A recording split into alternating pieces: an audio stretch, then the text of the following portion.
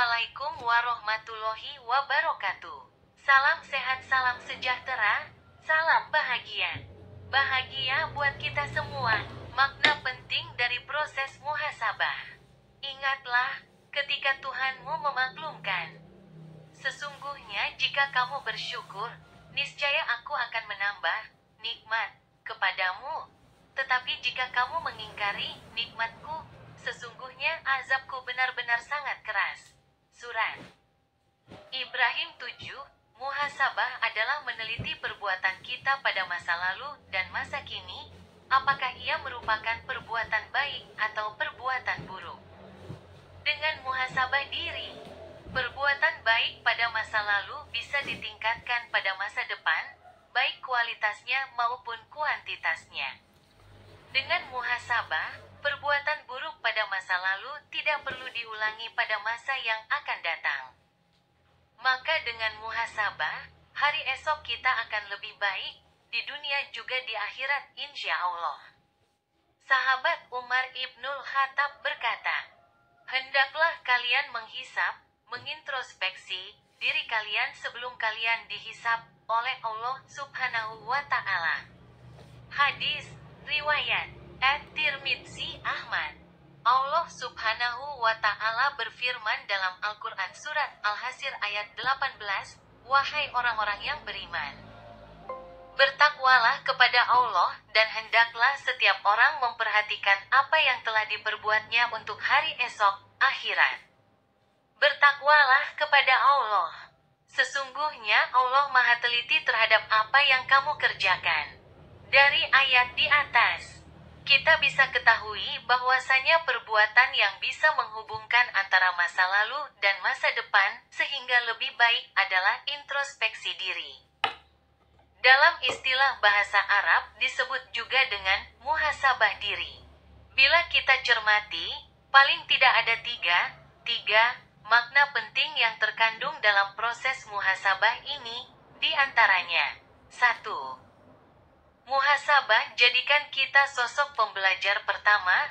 Orang yang rajin melakukan muhasabah sesungguhnya merupakan sosok pembelajar, dan kita dituntut untuk menjadi pembelajar sejati sepanjang hayat. Banyak kisah dalam Al-Quran yang harus menjadi bahan pelajaran untuk peringatan ke depan, dan hanya sosok pembelajar yang bernama Ulul Albab yang mampu belajar dari kisah-kisah masa lalu tersebut. Allah SWT berfirman dalam Al-Quran Surat Yusuf ayat 111, yang artinya, sungguh, pada kisah mereka benar-benar terdapat pelajaran bagi orang-orang yang berakal sehat. Al-Quran bukanlah cerita yang dibuat-buat, melainkan merupakan pembenar kitab-kitab yang sebelumnya memerinci segala sesuatu sebagai petunjuk dan rahmat bagi kaum yang beriman. Sosok pembelajar sejati adalah sosok yang selalu berpikir dan berpikir, sehingga mampu mengakumulasi ilmu yang didapatkan untuk diamalkan. Itulah mengapa Allah meningkatkan derajat orang-orang yang berilmu. Tidak lain karena orang-orang yang berilmu inilah yang diharapkan bisa terus menebar rahmat di muka bumi. Orang-orang yang berilmulah yang bisa merancang arah perubahan sosial di masa depan. Sebagaimana firman Allah dalam surat Al-Mujadalah ayat 11. Allah akan meninggikan orang-orang yang beriman di antaramu dan orang-orang yang diberi ilmu pengetahuan beberapa derajat. Dan Allah Maha mengetahui apa yang kamu kerjakan. Sosok ulul albab yang pembelajar ini semakin diharapkan perannya dalam transformasi bangsa. Oleh karena itu di era yang serba cepat dan penuh ketidakpastian ini, maka sosok pembelajar juga harus dimaknai sebagai sosok yang adaptif dengan pola pikir tumbuh, yang terus memacu skill dan kompetensi baru dengan learning agility yang tinggi. Kemampuan kecepatan belajar ini sangat penting agar bisa berperan menjadi trendsetter perubahan. 2. Muhasabah. Ikhtiar lebih baik di masa depan. Muhasabah juga mengandung makna perlunya orientasi pada masa depan. Tujuan evaluasi diri adalah untuk kelebihbaikan di masa depan. Ada dua dimensi masa depan, yaitu masa depan di dunia dan di akhirat. Surat Al-Hasyr ayat 18 merupakan fondasi tentang visi masa depan. Visi besar seorang mukmin adalah menjadi hamba yang berbahagia di dunia dan akhirat. Keseimbangan masa depan di dunia dan akhirat adalah keniscayaan, sebagaimana doa kita sehari-hari, "Wahai Tuhan kami, anugerahkanlah kepada kami kebajikan di dunia dan kebajikan di akhirat, dan peliharalah kami dari siksa api neraka." Dunia adalah jembatan menuju akhirat. Karena itu kehidupan dunia pun tidak boleh ditinggalkan. Marilah kita cermati ayat-ayat berikut ini.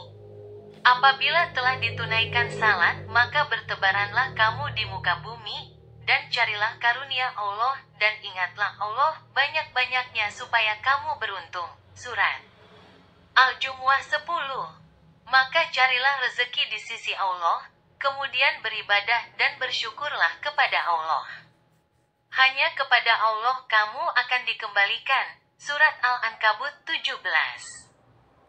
Dan carilah pada apa yang telah dianugerahkan Allah kepadamu, kebahagiaan, negeri akhirat, dan janganlah kamu melupakan bahagianmu dari kenikmatan duniawi. Surat Al-Qasas 77. Namun demikian, berburu dunia pun tidak boleh melupakan akhirat. Marilah kita ingat kisah Karun yang berlimpah harta namun akhirnya binasa. Karun adalah orang saleh miskin yang kemudian minta tolong Nabi Musa agar didoakan kaya. Namun setelah kaya raya dia menjadi sombong dan meninggalkan ibadah serta tidak lagi peduli sesama.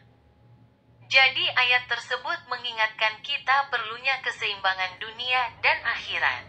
Sementara itu, dalam surat Yasin ayat 12 Allah Subhanahu wa Ta'ala berfirman, artinya, sungguh Kamilah yang menghidupkan orang-orang yang mati, dan Kamilah yang mencatat apa yang telah mereka kerjakan dan bekas-bekas yang mereka tinggalkan. Dan segala sesuatu Kami kumpulkan dalam kitab yang jelas, Lauh Mahfuz. Ayat ini semakin menegaskan bahwa apa yang kita kerjakan di dunia adalah investasi untuk akhirat. Artinya, kehidupan akhirat kita akan sangat tergantung dari apa yang kita kerjakan dan investasikan di dunia ini. Oleh karena itu di dunia ini kita dituntut untuk mampu menciptakan masa depan. Dengan mampu menciptakan masa depan berarti kita ini akan menjadi penentu kecenderungan perubahan di dunia. Bukankah misi rahmatan lil alamin sesungguhnya adalah sebuah misi mulia untuk menciptakan tatanan perubahan menuju kelebihbaikan dan kemajuan? 3. Muhasabah mendorong jiwa berprestasi. Muhasabah diri akan mendorong seseorang untuk menghasilkan kebaikan, kemanfaatan dan termotivasi untuk terus berprestasi karena terus berupaya belajar dari masa lalu untuk kelebihbaikan di masa depan. Orang yang berprestasi adalah orang yang mau belajar dari masa lalu, baik masa lalu dirinya maupun orang lain.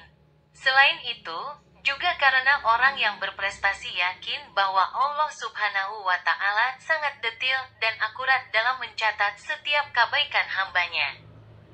Allah Subhanahu wa Ta'ala berfirman dalam Al-Quran surat Al-Zalzalah ayat 7-8, artinya, barang siapa yang mengerjakan kebaikan seberat zarah pun, niscaya dia akan melihat balasannya.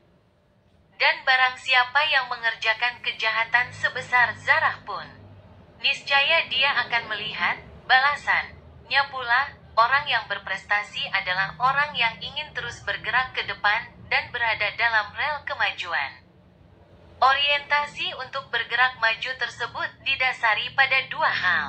Pertama, menjalankan fungsi manusia sebagai khalifah di muka bumi yang harus memakmurkan dan sekaligus menjaga kehidupan dunia dari kerusakan. Surat Hud 61, Surat Al-Anbiya 107, Surat Al-Baqarah 30, Surat Al-Baqarah 11. Orientasi maju adalah konsekuensi dari tanggung jawab manusia yang memang diciptakan untuk menjaga bumi. Karena manusia adalah makhluk yang paling sempurna yang dikaruniai kelebihan daripada makhluk lainnya. Surat At-Tin ayat 4, Surat Al-Isra ayat 70. Kedua, sebagai bentuk syukur kita atas nikmat yang tak terhingga dari Allah Subhanahu wa Ta'ala. Surat An-Nahl ayat 4, baik nikmat kehidupan, nikmat kemerdekaan, dan nikmat iman. Nikmat Allah kepada kita akan secara akumulatif membesar dan membesar manakala kita selalu mensyukurinya dengan jiwa dan tindakan nyata yang impactful. Apabila kita bersyukur akan bertambah nikmatnya. Sebagaimana Al-Quran Surat Ibrahim ayat 7, artinya, ingatlah, ketika Tuhanmu memaklumkan, sesungguhnya jika kamu bersyukur, niscaya aku akan menambah nikmat kepadamu. Tetapi jika kamu mengingkari nikmatku, sesungguhnya azabku benar-benar sangat keras. Orang yang berprestasi adalah tanda orang yang pandai bersyukur. Oleh karena itu, orang yang berprestasi pada akhirnya adalah orang yang memperoleh nikmat lebih. Apalagi kalau kita juga ingat kata-kata mutiara, barang siapa yang harinya sekarang lebih baik daripada kemarin maka dia termasuk orang yang beruntung. Barang siapa yang harinya sama dengan kemarin maka dia adalah orang yang merugi. Barang siapa yang harinya sekarang lebih jelek daripada harinya kemarin maka dia terlaknat. Orang yang beruntung adalah orang yang memperoleh nikmat lebih. Dan sebenarnya disinilah kita semakin memahami bahwa barang siapa yang bersyukur maka sesungguhnya ia bersyukur untuk dirinya sendiri. Demikian ada kekurangan dan kesalahan mohon dimaafkan. Wassalamualaikum warahmatullahi wabarakatuh.